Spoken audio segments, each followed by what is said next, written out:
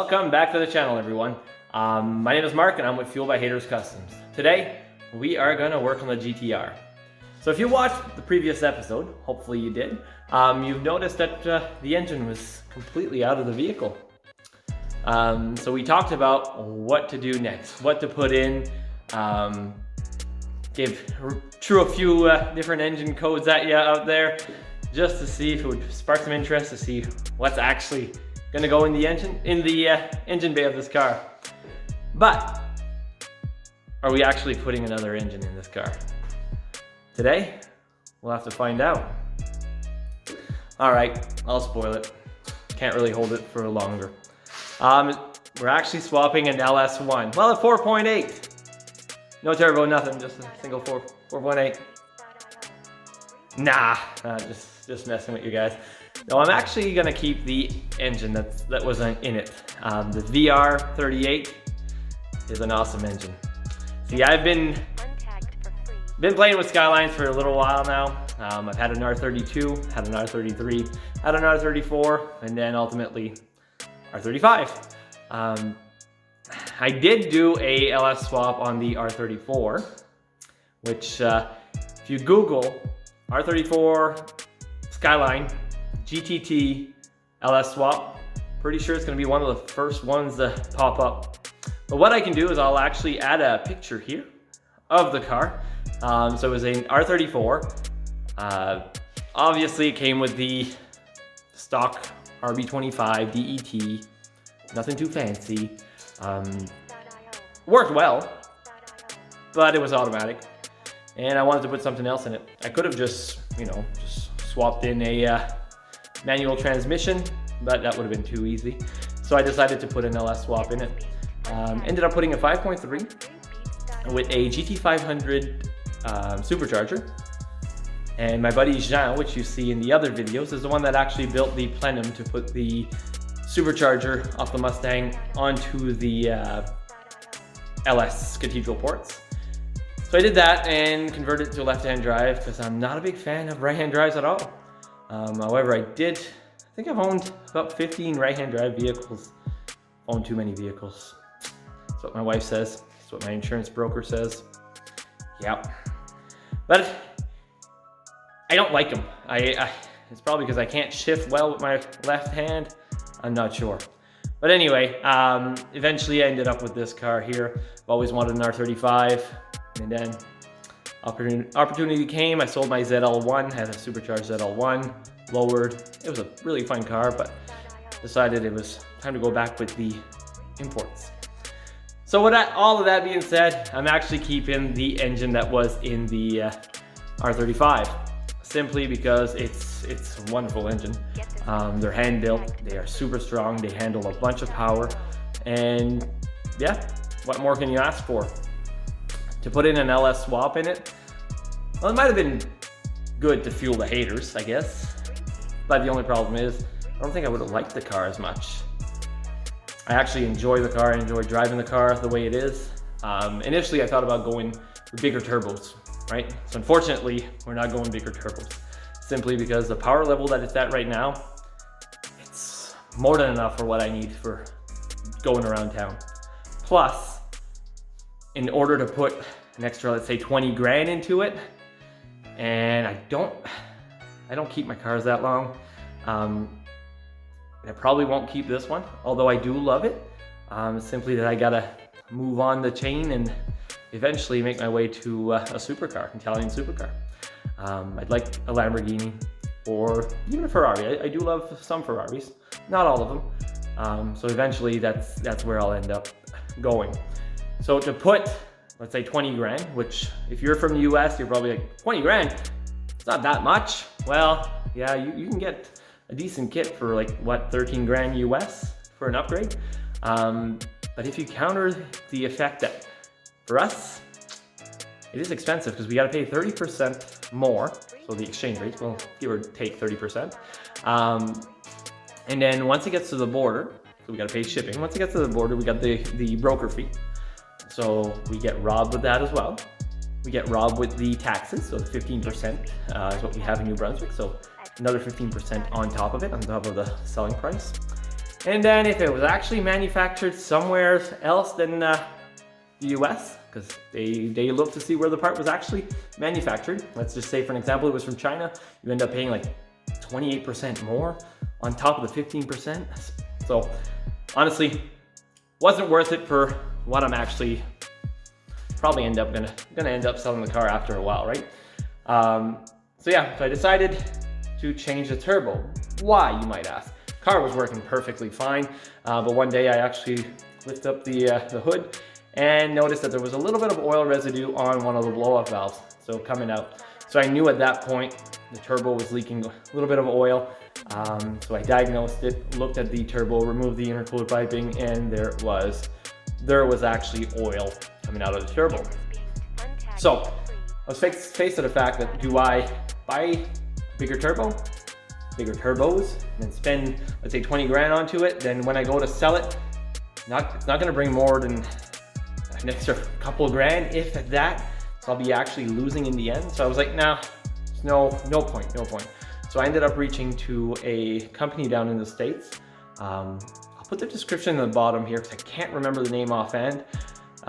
They actually do center cartridges replacement on turbos. So you can do upgrades for your center cartridge. So I bought one of these center cartridge that came from an R35 that had super low kilometers that somebody actually upgraded to make a lot more horsepower. So I was able to grab that off of them for a really good deal. And that's essentially what we'll be doing today, is taking the turbo off of the car, putting it on the bench, tearing it apart, and actually replacing the center cartridge. Are we gonna replace both? No. The other one actually has zero play, zero oil. Like, I took it apart, took the downpipe off to see, took the cold side off. It's perfect. So there's no point of changing that one at this time. All the blades are in perfect condition and whatnot. So I'll leave that one as it is. But the driver's side does have a little bit of play, and the oil is actually coming out of it. So that's what we're gonna do today. So hopefully you like, share, and subscribe to this channel. The first video was actually taking the engine out. When I did the first video, I ended up taking a long video. I've got everything, every step documented on how to take a GTR engine out, but it would have been like an hour and a half video. Didn't know if it was the perfect time to start doing a do-it-yourself how-to video for the GTR engine removal. So I ended up cutting it, and that's why the video is only 20 minutes. But hopefully, if you do want to know how to remove a GTR engine, I can always take the files, I still have them, put them all together and actually make a video for that. So let me know in the comments if a do-it-yourself video on how to remove an engine would be something of interest. And if so, then maybe I'll look into posting it. So thank you.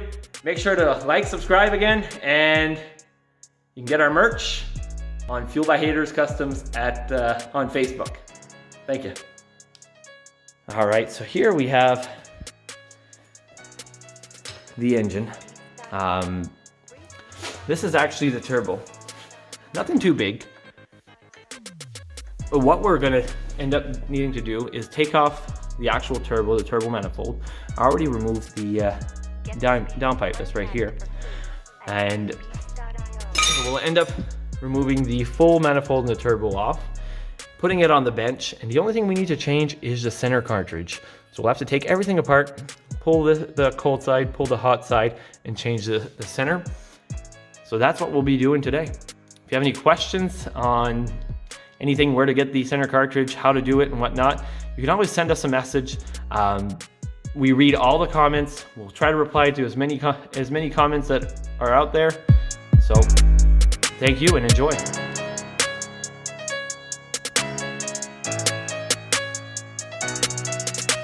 Freebeats.io.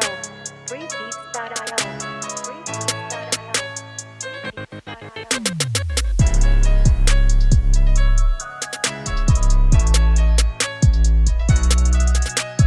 Get this beat untagged for free at freebeats.io.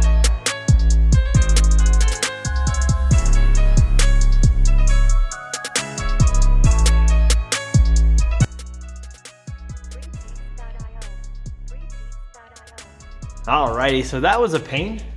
Ended up removing the heat shroud, as well as the 2 coolant lines. So now we're gonna look to see what else we can remove. Obviously we gotta remove the manifold, but we might need to remove the oil lines before we actually remove the manifolds. So let's do that and then try pulling that out.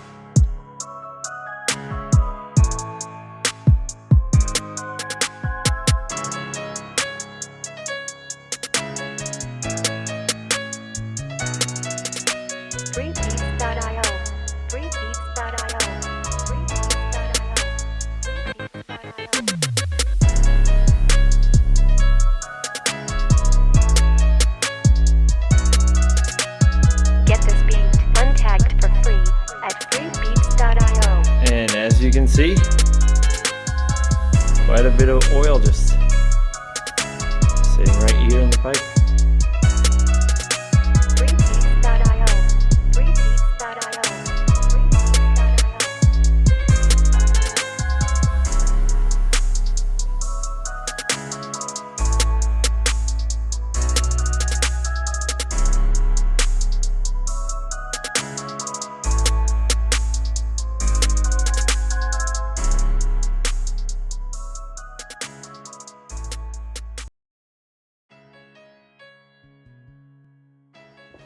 And she's out, just like that.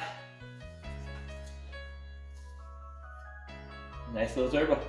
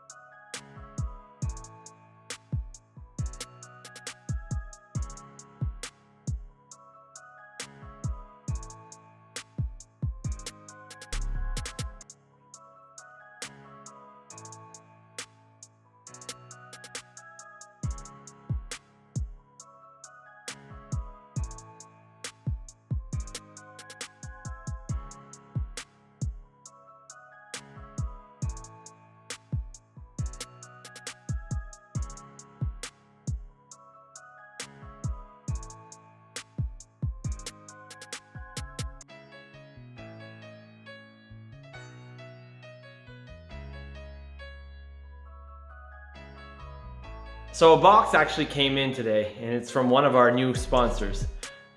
We reached out to Entice Motorsports, which they have 2 locations, one in Bridgewater, Nova Scotia, and one in Lower Sackville, Nova Scotia. They do sell all sorts of parts, everything aftermarket for cars, trucks, anything you can imagine, they probably can get it. So definitely check them out. I will put their link in the description. They actually offered to help us with the builds that we have that are going on YouTube, so that's awesome for us. I really thank you, Entice Motorsports, for all the help that you'll provide. And today is actually one of the package that came in. which I'm pretty excited to show you. It's not for this project, it's not for the AC Cobra, it's for another project that we will have in the next couple of weeks. So shout out to Entice Motorsports, and let's have a quick look at the box.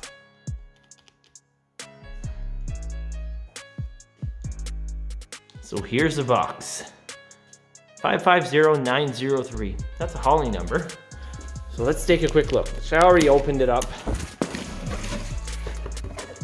Poly Terminator X. So we've used this in a couple vehicles.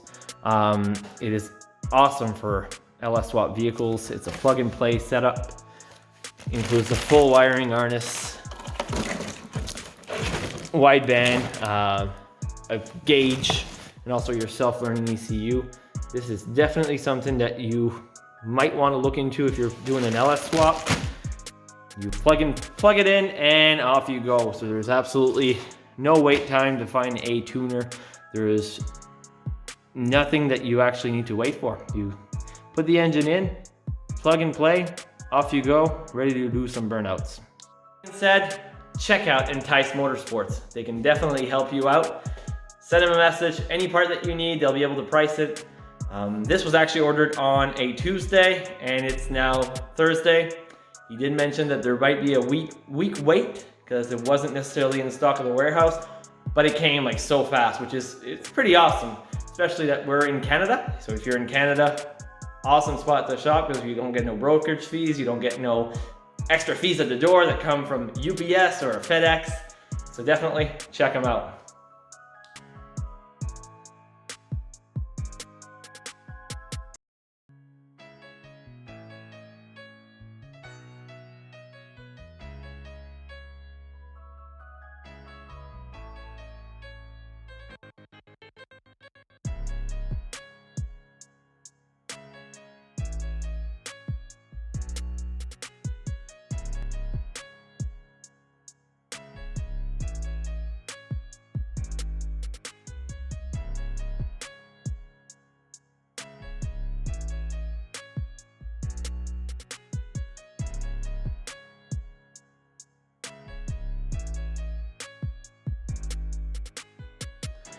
Well guys, I'm not sure exactly when the camera died. It's not the camera itself, it's actually I'm using a DJI, which is, I don't know, DJI Osmo Mobile 3, I don't know. Well, I'm not 100% sure why the camera died on this time. I seem to be having the worst luck with these camera, but the new turbo, well, the same turbo with the new cartridge is done. So this is the old cartridge, which is oily, and this is with the new one.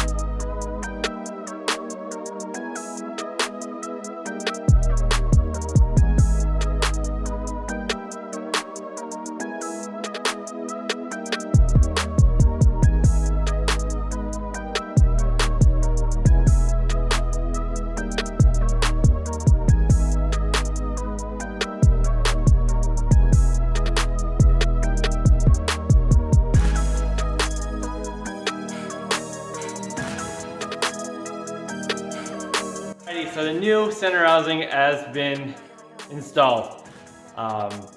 Finally. It was actually not a bad job at all to change. Basically just take the cold side off and the hot side off and then just realign it and whatnot. So right now it's in the car. A few more little things to button up and then the engine goes back up. So you might be wondering, why exactly didn't I just pull the engine out? It'd be a lot easier, a lot simpler. Well, there's still some stuff connected, so the AC is still connected. The coolant for the rear end transmission is actually still attached. So it's a lot easier for me just to leave it there and work in a tiny spot. I could have raised the car up another foot. I would have closed the hood. But then again, the lines for the transmission were there and didn't want to mess with it. So I'd rather just, you know, suck it up, make it work, and yeah. So the next step will be to button up everything else. And after that, the engine goes back in. It's as simple as that. There's not much that's being done to the GTR for that side of things. As you might have noticed in the wheel wells, there is actually air ride suspension on the car. So right now, it's not set up as an air ride suspension because I didn't put the control to lift it up or the pump or anything at this point. I just bypassed it and just put air with a compressor. So that will be another video where we actually run all the lines, run the management system to make the air ride work. Another thing is, I personally hate silver. Like, you can't even imagine how much I hate silver. Why did I buy a silver car? Well, the deal was okay. And yeah, mainly came down to the deal was okay. But the paint is in pristine shape. No dings, no scratches. Although there is a little scratch on the front bumper now since somebody decided to back into me at work. Don't know who it is. Didn't even leave me a letter. But yeah, so I gotta buff that out just to make sure that everything is as spotless as can be. And then we're gonna be doing a wrap. So I've never actually done wraps before. This will be my first attempt. I guess we all learn together. I'm not 100% sure exactly on what color I want. Honestly, I love white GTRs. Like, hands down, the best color for a GTR in my opinion is white. But I don't really want just a normal white. And honestly, I don't want to paint the car. I could paint it, but then it's a lot of work. Do all the engine bay, inside, etc. And I don't want it permanent. Still wanted to keep the silver. I actually don't like silver, but this silver is really nice. It's a real deep silver. You can't really see it on camera as much, but in person it is a really nice color for silver. But so I'll still leave the silver there, so whenever I sell it, somebody wants to peel the wrap off and still have a pristine condition car underneath, they'll still have that option. I ordered a bunch of samples, different whites, mate, or matte. I'm French, I mess up a lot of words. And then high gloss, ordered some with some sparkles, some with pearls, whole whack of them. So I'll actually, once they come in the mail, they're all little samples, I'll be able to show you guys what colors I'm thinking. Then you can actually give your opinion on what you think would look good. So right now, we'll throw everything back on the motor and then we'll lift it up.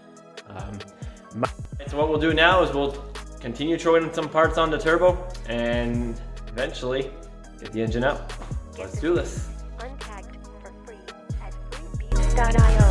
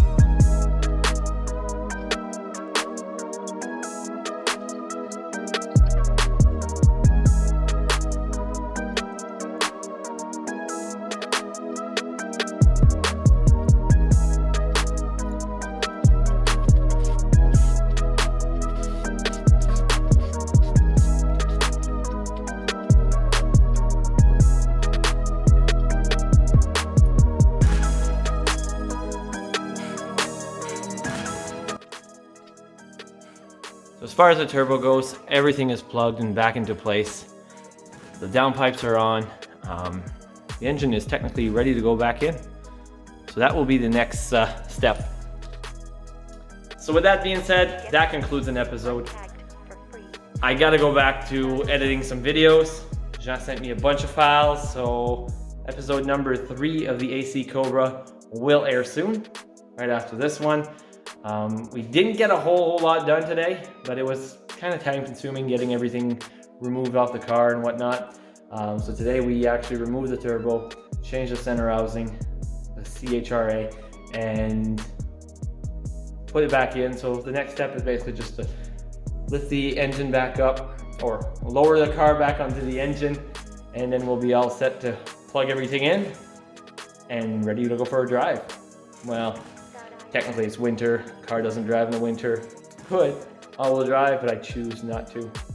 So essentially it's gonna back up, idle, make sure everything is good, all fluids are good, and then we'll proceed with the next thing, which will be the suspension install, which the suspension itself is already on, as mentioned previously, but all the air lines need to be put in.